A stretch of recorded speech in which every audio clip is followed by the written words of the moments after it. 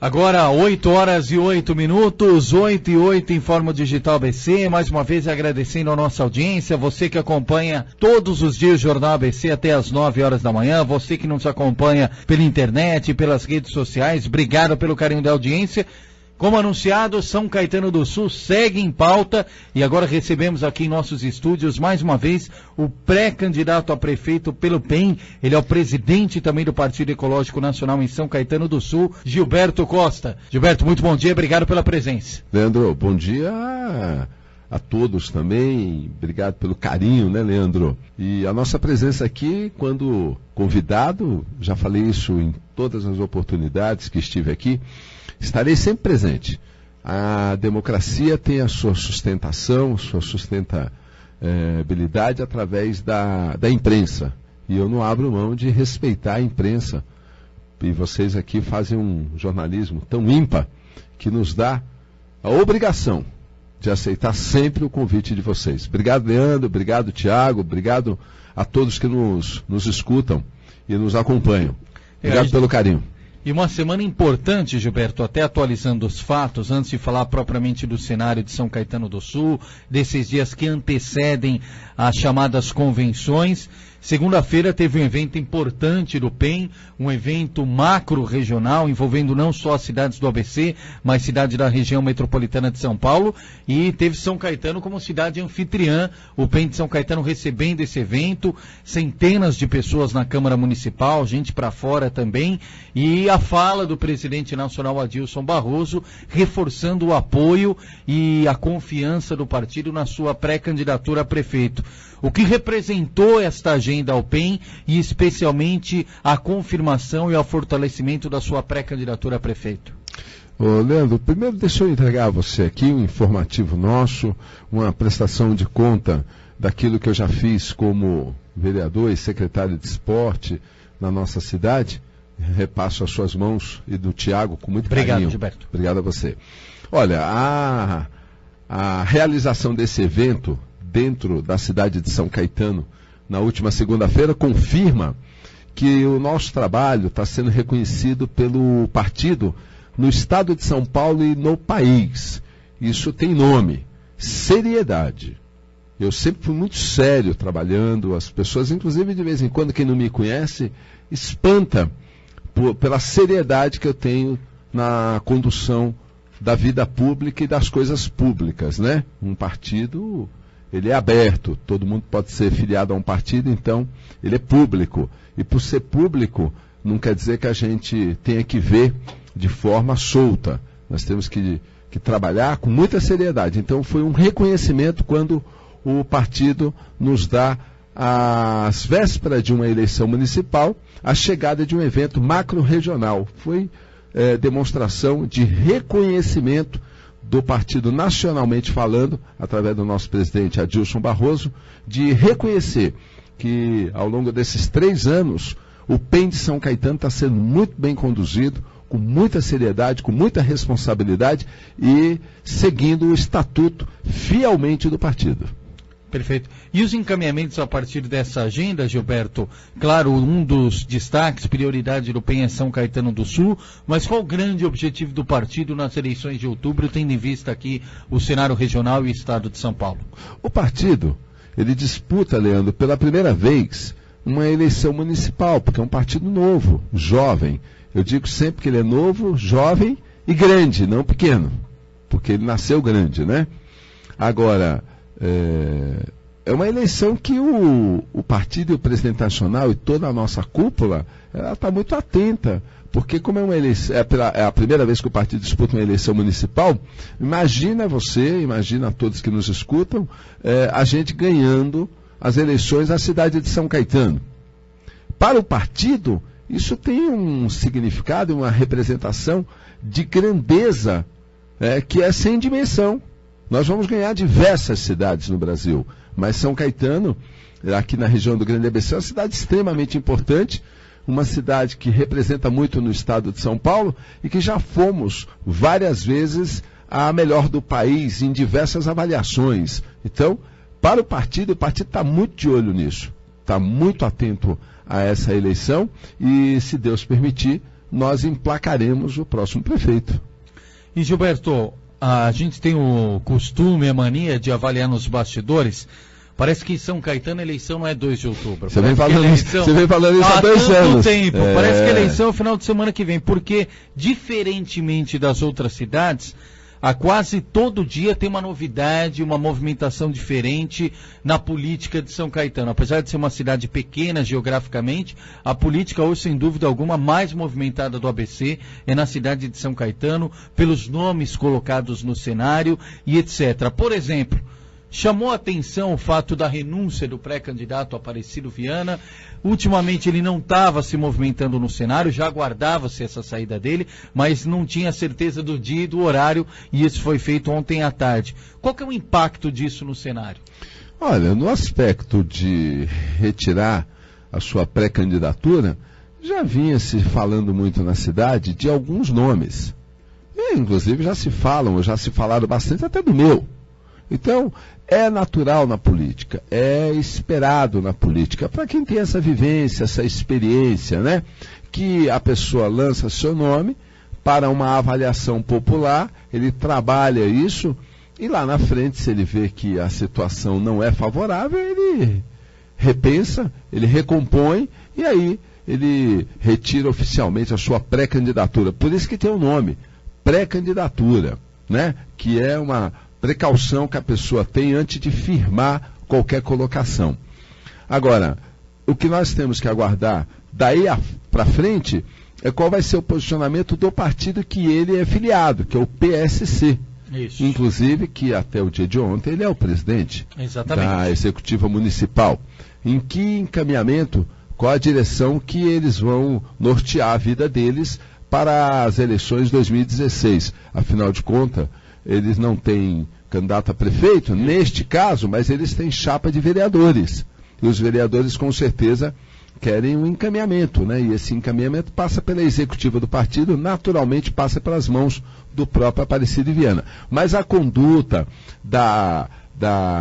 do anúncio de ontem, de não ser mais candidato a prefeito, isso é natural da política, viu, Leandro? Eu, como sou muito experiente, já passei por diversos momentos de pré-eleição, então eu recebo essa informação com naturalidade. Faz parte do processo político partidário.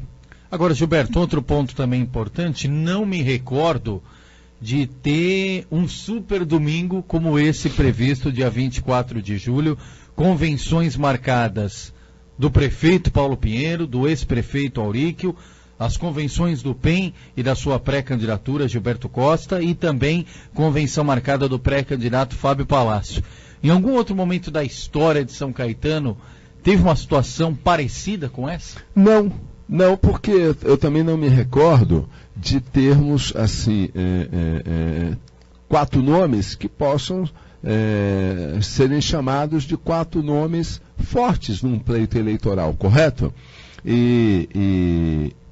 Então é inédito, né? Eu não me recordo. Talvez se a memória não esteja favorável para lembrar de 100 anos atrás. Mas olha, eu acho que não tivemos não.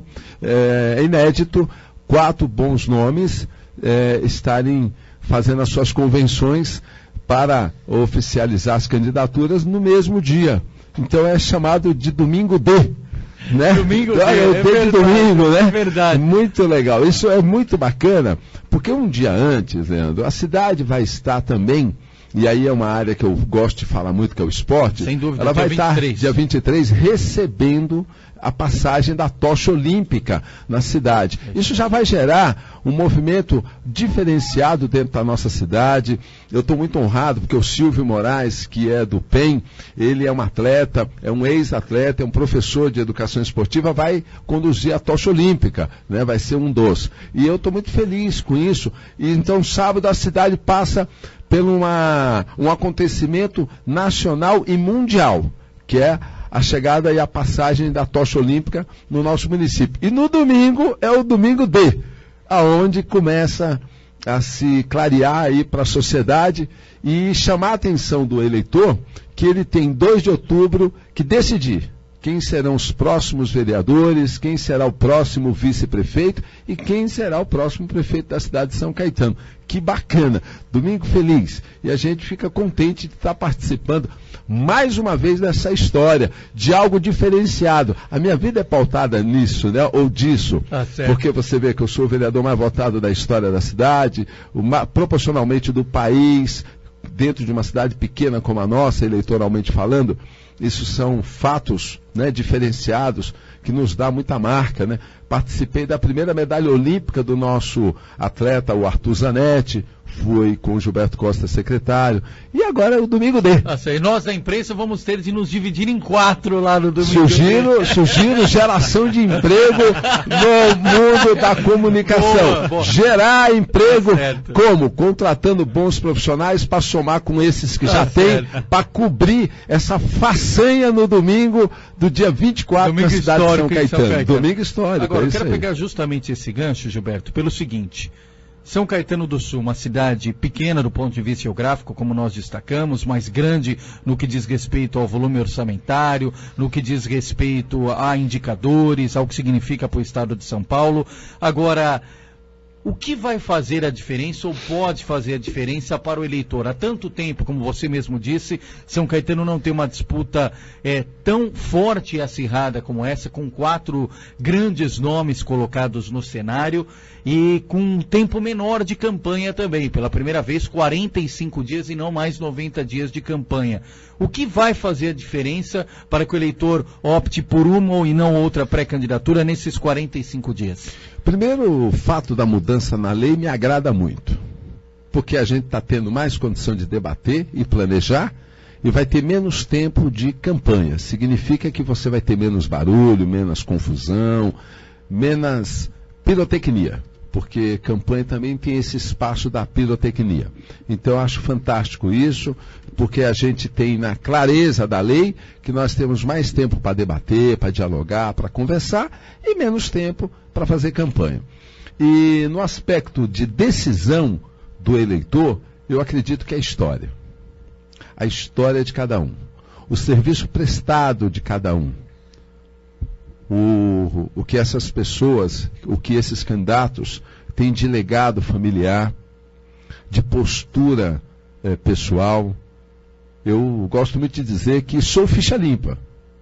Isso vai ter um peso muito grande, porque nós estamos passando um momento de repaginação dentro do nosso país, que eu denomino isso também como moralização. É um momento de moralização.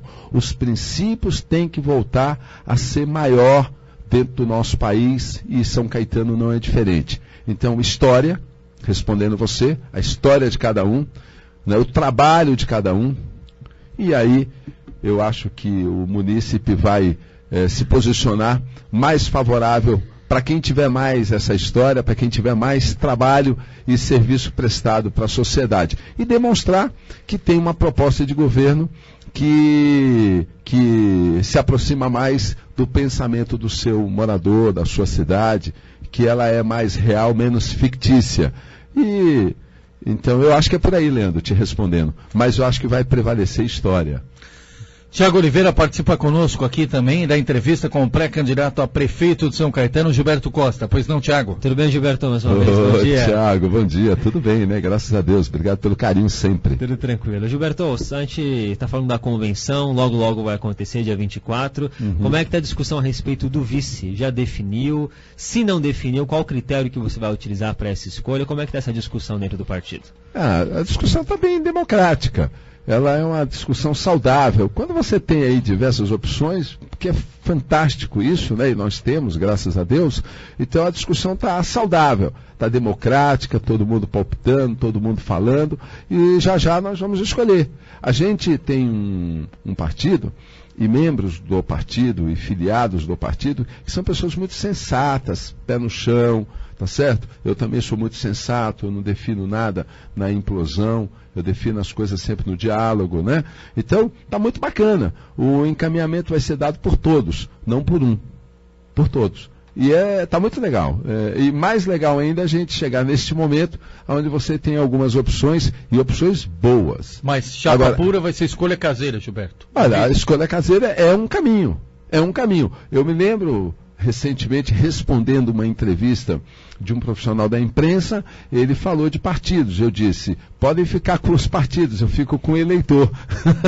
Então, eu não vou mudar. Né? Nós sempre tivemos muita tranquilidade, não sair correndo por aí, fazendo composições muito precipitadas, antecipadas. Eu preparei o nosso partido, o PEN, para a disputa eleitoral. E do PEN sairia as coligações, se tiver que haver. Porque a melhor coligação de um partido é com a sociedade. Eu tenho isso muito claro. Mas chegamos no momento certo, na hora certa, de decidir se teremos coligações. E se nessa coligação pode agregar algum nome que possa ser vice na nossa chapa. Que pode acontecer. Então pode ser chapa composta, e pode ser, que é a chamada chapa mista, e pode ser chapa pura. Mas temos opção para os dois caminhos. Que isso é mais legal. Algum nome favorito aí já na bolsa de apostas? Não? Seria, da minha parte, ruim citar nomes nesse momento, porque você desanima outros, né? Eu acho que todos os nomes estão no páreo, estão no aspecto de igualdade, porque são nomes extremamente queridos na cidade, de reputação ímpar, de condutas, de lisuras, de condutas bacanas, aceitável dentro da sociedade. Então, todos os nomes são muito bons, viu? Muito bons. Graças a Deus. Eu fico muito honrado, porque eles depositam muita confiança no partido e na minha pessoa, né? E, consequentemente, no nosso grupo, né? E do ponto de vista do orçamento, Gilberto, muito se falou nesse ano de 2016, o primeiro semestre foi fortemente marcado pela crise econômica, a dificuldade no repasse de verbas do governo do estado, do governo federal, a diminuição da arrecadação por parte dos municípios, tudo isso atrapalha e afeta a capacidade de investimento dos municípios. Mesmo nas mais realistas ou nas mais positivas projeções para 2017, o cenário pode ser um pouco melhor, mas não tão diferente. Ou seja, um desafio a mais aos próximos gestores.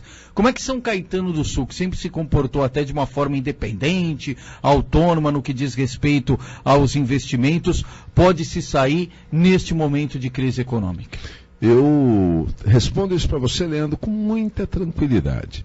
Porque eu falo já isso há muito tempo dentro da cidade, porque há muito tempo eu enxerguei a falha que estava acontecendo na forma de conduzir nosso município. Planejamento. Não tem planejamento. Qualquer gestor, qualquer administrador, qualquer empresário que não tenha e não faça planejamento a curto, médio e longo prazo, ele vai falhar. Ele vai errar. E aconteceu isso na cidade de São Caetano. E eu já enxergava, por isso que eu falava. Você esteve na Câmara várias vezes, fazendo cobertura das sessões, e você ouvia a minha fala. Você me entrevistou por diversos momentos e você ouvia minha fala. E a minha fala continua igual. Faltou planejamento. Nós vivemos numa época que houve um crescimento muito grande no país e, simultaneamente, isso reflete dentro do município economicamente. E as pessoas não conseguiram identificar que aquilo era sazonal, que aquilo era momentâneo, não era sólido. E saíram gastando, saíram fazendo obras desnecessárias, fazendo contratações irresponsáveis, gastando mais do que devia, não conseguiram enxergar lá na frente. E aí nós chegamos em 2016, num cenário que eu já enxergava, aonde a receita diminuiu e o custo subiu. Agora você tem que manter esse custo. Vai tirar dinheiro da onde? Aí é onde você vai recorrer do Estado. Mas o Estado também teve o seu abalo. Aí vai recorrer da União. Mas a União também abalou. E São Caetano é um município extremamente pequeno. Para a União, para o Estado, São Caetano passa despercebido. E nós, no passado, enxergando dessa maneira, por isso que nós falávamos, São Caetano tem vida própria. Não queremos e não devemos depender de Estado e de União.